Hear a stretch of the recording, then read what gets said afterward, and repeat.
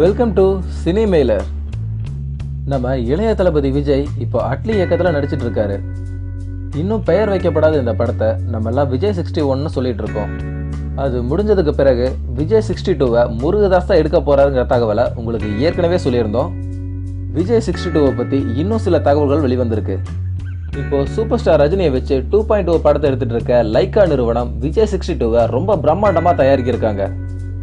இது வரைக்கும் இல்லாத வகையில் நம்ம இளைய தளபதியோட கெரியர்லேயே மிகப்பெரிய பட்ஜெட் படமாக இது அமையும்னு சொல்கிறாங்க. ஒரு சமுதாய பிரச்சனையை மையமாக வச்சு தான் இந்த படத்தோட கதை உருவாக்கப்பட்டிருக்கிறதா ஒரு தகவல் வெளிவந்திருக்கு. அது மட்டும் இல்லாமல் பாலிவுட் நடிகை சோனாக்ஷி சின்ஹா இந்த படத்தில் ஹீரோயினாக நடிக்கிறதுக்கு நிறைய வாய்ப்புகள் இருக்குன்னு சொல்லியிருக்காங்க.